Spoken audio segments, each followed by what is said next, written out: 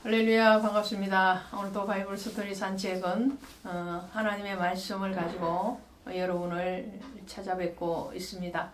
기록된 말씀이 성경이고, 그리고 선포되는 말씀이 설교죠. 그리고 살아 움직이는 말씀이 예수 그리스도십니다.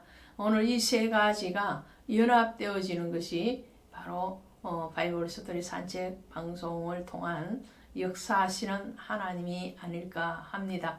오늘 요한복음 2장 가도록 하겠습니다. 요한복음 2장에 오시면 예수님께서 빌립과 나다나엘을 부르신 시점에서부터 사흘이 지났습니다. 그래서 2장 1절에 사흘째 되던 날 이렇게 시작을 하죠. 성경에서 종종 나오는 숫자 중에 하나가 3이라는 숫자죠. 이 3은 고난인 동시에 또 새로운 부활, 새 생명에 대한 탄생 이런 것들을 의미할 때가 많습니다. 오늘 가나 혼인잔치에서 기적을 베푸는 사건도 이 사흘이라는 날짜의 시점에서 오는 것을 보면 이것은 분명하게 새로운 탄생, 새로운 부활에 대해서 얘기하고 있지 않는가 합니다. 우리 살펴보도록 하겠습니다. 사흘째 되던 날 갈릴리 가나에 혼인이 있어 이렇게 되어 있어요. 그래서 갈릴리라는 지역이 나오죠. 이 가나라는 지역의 지명의 뜻이 갈대라는 뜻을 가지고 있어요. 그러니까 이 갈대 같은 인생 뭐 이런 말을 하잖아요. 그러나 갈대는 흔들릴지언정 꺾이지 않는다 그러죠. 그래서 여인은 갈대 같지만 그 갈대의 속성은 정말 고난 가운데서도 그 고난을 넉넉하게 이기는 어머니의 성품을 가지고 있는 이 갈대의 속성을 우리는 비유할 때가 있습니다. 자, 어쨌든 이 가나라는 지역에서 우리를 만났다는 것은 상한 심령을 꺾지 아니하시는 하나님의 마음을 우리 주님이 지금 또 표현하고 계시지 않을까 싶습니다. 그리고 이 갈릴리라는 지역을 보시면 이 갈릴리는 장소적인 의미에서 굉장히 중요한 장소이죠. 갈릴리에서 예수님께서 제자들을 부르십니다. 12명의 사도들 중에서 가룟 유다를 지어야 한 나머지 11명의 출생 지역을 보면 갈릴리라는 굉장히 놀라운 사건을 우리가 기억을 하죠. 왜냐하면 갈릴리에서 무슨 선한 것이 날 수 있느냐. 당연히 이 유다 백성들, 유대인들은 이 갈릴리 지역을 굉장히 천시했습니다. 그런데 그 갈릴리에서 예수 그리스도께서 제자들을 부르시고 그리고 이 갈릴리에서 제자에게 또 사명을 재천명하시는 요한복음 21장에 가시면 부활하신 주님이 다시 제자들을 찾아가는 그 지역도 갈릴리죠. 그래서 이 갈릴리에서 사역을 시작하시고 그리고 사역을 마무리했다 하더라도 한다 할지라도 어긋남이 없는 그런 중요한 지역이 갈릴리입니다. 그리고 의미적인 의미에서 보면 이 가나 혼인 잔치가 주는 그 의미는 오늘 우리가 살펴봐야 되는 것인데 그 혼인 잔치에서 포도주가 떨어졌습니다. 잔치에서 흥을 깨뜨리는 가장 중요한 요소 그것은 이 음식이 떨어졌다라는 거죠. 그 음식 중에서도 포도주가 떨어졌다라는 것은 치명적인 사건이죠. 이럴 때에 예수님의 어머니 마리아가 하인들을 조용하게 불러서 그 하인들에게 말을 합니다. 그러니까 예수님이죠. 예수님이 하인들에게 무엇을 시키든지 말씀하시는 너희에게 무슨 말씀을 하시든지 그대로 하라 아니라. 그러니까 마리아는 자신의 임신이 된 그런 사연을 알고 있는 거죠. 임신했을 때에 천사로부터 이 예수 그리스도의 나심, 그리고 그가 태어나셔서 하셔야 되는 일들에 대해서 이미 수태고지를 받은 상태였고, 그리고 예수님이 자라시면서 여러 모습들을 통해서 그의 예수 그리스도의 행적에 대해서 사역의 어떤 의미적인 내용, 그러니까 메시아적인 그런 사역에 대해서 마리아는 깨닫고 있었던 거죠. 그래서 하인들에게 예수님이 너에게 어떤 것을 시키든지 그대로 하라 그럽니다. 그리고 예수님은 이 하인들에게 뭐라고 하느냐면 6 돌 항아리 아구까지 물을 채워라. 이 돌 항아리에 쏘여지는 물은 흐들의 물입니다. 팔레스타인 지역에서 이 당시에 많은 사람들은 그 기후적인 이유, 또 신발이 그냥 지금 우리가 신고 있는 이런 신발이라기보다는 여름에 신는 것과 같은 그런 샌들 위주의 신발을 신고 다니다 보니 남의 집에 들어갈 때는 꼭 손발을 신는 그런 규칙이 있었죠. 그래서 이 돌 항아리에 든 물은 그런 용도입니다. 손발을 씻는 용도의 물이었다는 거죠. 많은 손님들이 왔고 그 손님들이 다 아직 만족하지 못하고 또 돌아가지 않는 상태에서 포도주가 떨어진 것처럼 이 돌 항아리의 물도 떨어져 가고 있다는 거죠. 그만큼 많은 손님들이 왔다는 거죠. 그럴 때 예수님께서 돌 항아리까지 물을 채우라. 하인들은 당연히 채워야 되겠죠. 그런데 물을 아구까지 채우는 것은 이해가 됩니다. 왜요? 손님이 앞으로 더 오실 수도 있고 또 이미 들어온 손님들도 손발을 씻어야 되는 경우가 있을 수 있으니까 손발 씻는 물을 더 채우는 것은 얼마든지 순종을 할 수 있습니다. 그런데 예수님께서 그 다음에 하시는 말씀이 이 물을 떠다가 연회장에게 갖다 주라 그러죠. 연회장에 있는 많은 손님들에게 하인들이 물을 갖다 주는 거예요. 근데 이 물의 용도가 뭐라고 그랬어요? 마시는 물이 아니라는 거죠. 더구나 지금 잔치집에서는 물이 떨어진 것이 중요한 것이 아니고 포도주가 떨어졌다는 것이 중요한 것이거든요.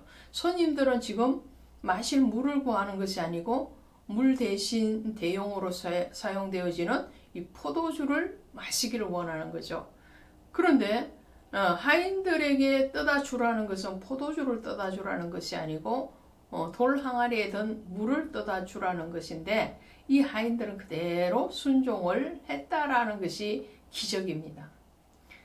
말이 되지 않는 상황, 우리의 이해와 또한 우리의 어떤 생활의 습관에서 전혀 맞지 않는 그런 것들을 시켰을 때 우리의 경험과 지식을 초월하는 그런 말씀에 대해서 하인들은 순종을 했다라는 거죠. 이들이 진정한 믿음이 있는 사람들이죠. 그것은 물을 떠서 가져갈 동안 이 물은 변화해서 포도주가 되고 그 포도주의 맛을 본 연회장은 굉장히 흡족해하죠. 왜냐하면 이전의 포도주보다도 지금 더 좋은 포도주를 내놨다는 거죠. 다른 잔치집에 가면 처음에는 질 좋은 포도주를 내놓지만 점점 갈수록 질이 떨어지는 포도주를 내놓는데 이 집은 처음에도 맛이 있었지만 지금 떠오는 이 포도주가 훨씬 더 맛이 있다라는 질 좋은 포도주라는 것에 대해서 감탄을 합니다. 그러면서 하시는 말씀이 이런 거예요. 연회장은 물로 된 포도주를 맛보고도 어디서 났는지 알지 못하되 물 떠온 하인들은 알더라. 이렇게 말을 합니다. 물 떠온 하인들이 안다라는 것은 순종한 자들만 안다는 거예요. 순종한 만큼이 자신의 신앙이에요. 우리가 불순종한 것은 그것은 진정한 의미에서 신앙이 아니죠. 불신앙이죠. 불신앙.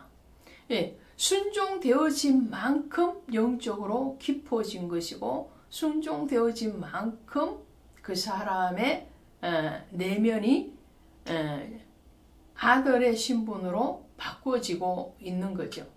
이제 하인도 이제는 더 이상 영적으로는 하인이 아니고 하나님의 아들이 된 거예요. 왜? 하나님의 아들은 아버지의 음성을 듣거든요. 내 음성을 듣는 자가 내 양이라고 말씀을 하시잖아요. 그러면서 이 갈릴리 가나에서 행한 이 기적이 첫 기적이다라고 11절에 말씀을 하시죠. 예수께서 이 첫 표적을 갈릴리 가나에서 행하여 이렇게 말하라. 그러면 물이 변하여서 포도주가 되는 것은 내적인 변화를 얘기하는 거죠. 진정한 성도들은 외적인 변화보다도 내적인 변화를 더 많이 추구를 해야 되고 우리의 속 사람이 변화되어지는 것이 진정한 믿음이요 또한 구원이라는 것을 여러분에게 말씀을 드립니다. 그래서 그 사람은 후패하나 속 사람은 날로 새로워져야 되는 거거든요. 오늘 물로 포도주를 만드는 이 사건은 주님이 행하신 첫 기적일 뿐만 아니라 우리에게 영원토록 행하시기를 원하시는 기적이 바로 물이 변하여 포도주가 되는 것이 그처럼 우리의 내면, 우리의 모든 속사람이 변화되기를 원하는 것이죠. 출애굽하기 전에 이스라엘 백성들을 구원하시기 위해서 애굽에 내린 첫 재앙이 뭐였냐면은 나일강을 피로 물들이는 거예요. 물의 변화죠. 그리고 홍해를 건너고 광야에서 첫 번째 일어난 기적이 바로 마라의 순물을 단물로 변화되어지는 거예요. 그 단물로 변화되어지기까지는 나뭇가지인 그 십자가가 던져져야 되는 거죠. 또 열왕기하 2장에 가시면 엘리사의 첫 기적도 동물을 변화시키는 소금을 던져서 변화시키는 물의 변화의 기적이었습니다. 예수님의 첫 표적도 바로 가나 혼인잔치에서 일어난 물을 포도주로 변화시키는 물의 변화예요. 이 물의 변화는 우리 심령의 변화라고 할 수 있습니다. 우리 심령이 언약의 소금인 말씀이 들어가고 언약의 십자가가 들어가졌을 때에 우리 심령이 변화되어지고 순종되어지는 거예요. 불순종의 자녀가 순종의 자녀가 되어지고 믿음 없는 자가 믿음 있는 자가 되어지는 것. 그것이 주님이 말씀하시는 가나 혼인잔치의 의미이고요. 두 번째 의미는 이 가나 혼인잔치는 단순히 질 좋은 포도주를 만들어내는 사건이 아니라는 거죠. 이것은 바로 예수 그리스도의 십자가의 죽으심과 부활을 얘기합니다. 그 부활의 주님을 지금 말씀을 하시는 거죠. 예수 그리스도께서 십자가 위에서 자신이 못 박혀 죽으셔서 우리를 구원하시는 그 사건, 그 사건적인 의미가 바로 가나 혼인잔치의 기적이라고 할 수 있겠습니다. 그리고 이 장에서 그 다음에 연속적으로 일어나는 것이 성전에 대한 거죠. 성전을 정화시키고 그리고 그 성전을 허물라 내가 사흘 동안에 일으키리라. 근데 이 성전은 곧 자기 육체를 가리켜 말씀하신 것이라 그랬어요. 죽으신 자 가운데서 살아나신 후에야 제자들이 이 말씀하신 것을 기억하고 성경과 예수께서 하신 말씀을 믿었더라. 2장에서도 나타나는 가나 혼인잔치의 이 사건이나 또 성전을 정화시키시고 그리고 허물라라고 말씀하시는 것이나 동일하게 그리스도 예수를 나타낸다는 거예요. 그 예수 그리스도께서 하실 십자가의 사역, 그 십자가를 통해서 우리를 변화시키시고, 그리고 예수 그리스도께서 성전 되신 것 같이 우리 안에 거주하시는 오늘 너희를 성전 삼기를 원하신다는 거죠. 변화된 그 심령에서 주님이 다스리시고 또 영광 받으시기를 원하시는 그 주님의 세미한 음성 들으시기를 바랍니다. 고맙습니다.